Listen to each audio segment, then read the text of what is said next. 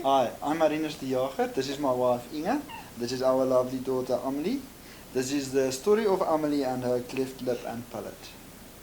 Okay, so we plan on falling pregnant with Amelie, and initially I knew the news that we were pregnant, and I actually took Marinus for a photo shoot, and the photographer then made me expose that we are pregnant via showing a little message on a Orky.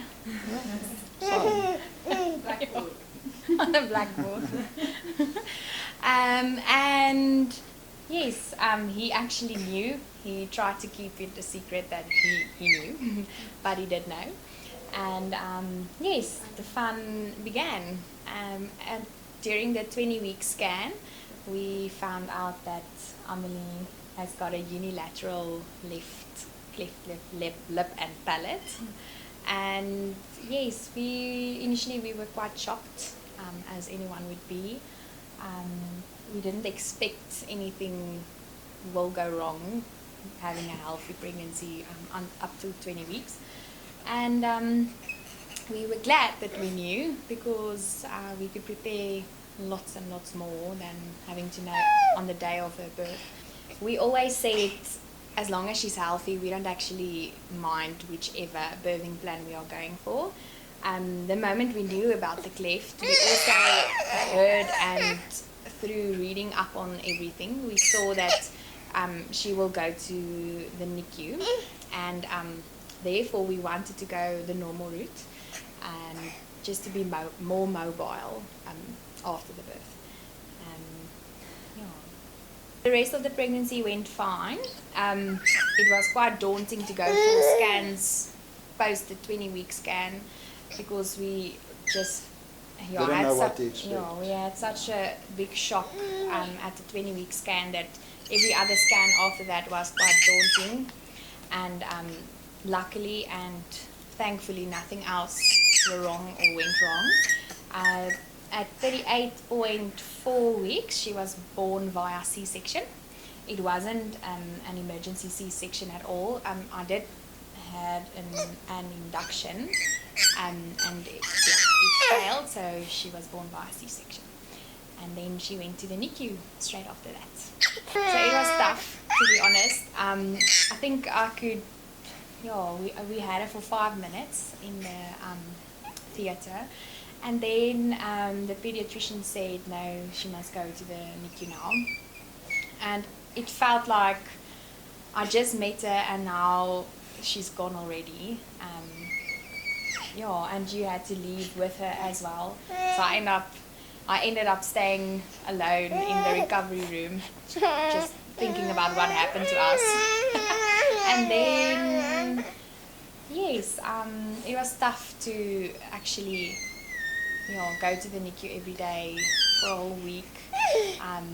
And in between the NICU visits, I had to express as well, to give her breast milk. And that in itself was also quite difficult. And yes, some moments I just wish that she was with me in the room, in the hospital room, just close by. I didn't know whether she was happy or sad or hungry or in the NICU, but I knew that lovely nursing staff and other members looked after, and we were grateful for awesome service. To be honest, I was quite blunted. I didn't know what to expect, and I think you expect the worst, but you don't know what's the worst. You don't know what is your worst, or what do you expect is the worst for you. And I'm just It's mooi. I felt blunted. Just happy that she's born now and that our reality can start now. All the months of prepping and thinking about it and reading up on it and discussing what life will be, just firstly with a baby, and now a baby with a special circumstance.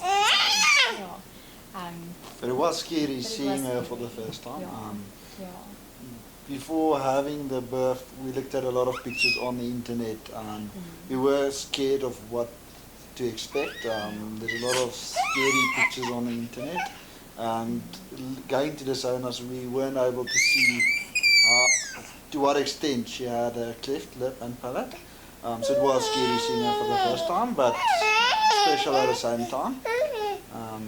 And then getting to know her in ICU was good as well. It was difficult. We stayed up for long hours, being between ICU and the ward where Inge was staying. There was a lot of walking up and down between the different rooms. But the staff was helpful, and we were well taken care of. So yeah, it all went well. Yeah, I just remembered when I held her for the first time that she had 2 eyes, and some of the cleft pictures that you see on the internet, they are quite hectic, like you explained. So we were just glad that all the other body parts were there and intact, and that she's still perfect.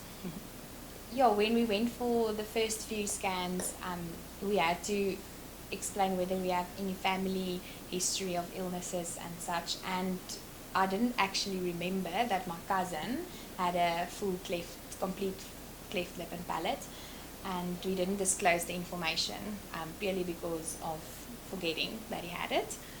And then at the 20-week scan, when the doctor discovered the cleft lip and palate, she again asked us whether we have any family members who's got a cleft lip and palate, and then it struck me that yes, we do have a family history and some genetic components probably explaining why it happened. So in ICU, the nurses would assist you with nasal feeding or tube feeding. So they would put a little tube through her nose into her stomach, and then use a syringe to inject milk into her stomach to assist in feeding. It is daunting and scary seeing that happening for the first time, but the baby is fine and I don't even know what's happening. So it is stressful, but the baby doesn't even know what's going on. They also teach you everything you need to know about taking care of your baby in ICU. And then after 3 days, depending from case to case, but in our case, after 3 days, we took her out of ICU and we went to see a specialist where they made a feeding plate for her. So we were checked out of ICU. That's scary as well. You're supposed to sign a bunch of declaration forms saying that you know of the risks, get into your car and drive to a specialist, knowing that you don't know anything about how to feed them through the tube, or not being sure about anything. Driving to a specialist and then sitting there for a few hours while they make the feeding plate for you. The whole process of making a feeding plate is very scary because they take some molding materials and then they put it inside your baby's mouth and let it sit there for, I don't know, it felt like a lifetime, but it's probably only like 30 seconds to mold it. And yeah, it is scary because they struggle to breathe and they scream and they cry, but it actually went by quickly. It didn't feel like that, and then afterwards it's worthwhile because the plate helps them to feed and being able to drink with a bottle. So stressful, but it's helpful. At 20 weeks, when we found out about the cleft lip and palate, the doctor said that it's highly unlikely that she will be able to breastfeed. And then at 20 weeks you don't actually start to think about breastfeeding your baby, and that moment the choice was taken away from you in a certain way. So the day she was born, the nursing staff members did come to see whether she can breastfeed, and for me that was difficult because I set my mind on that she's not going to breastfeed.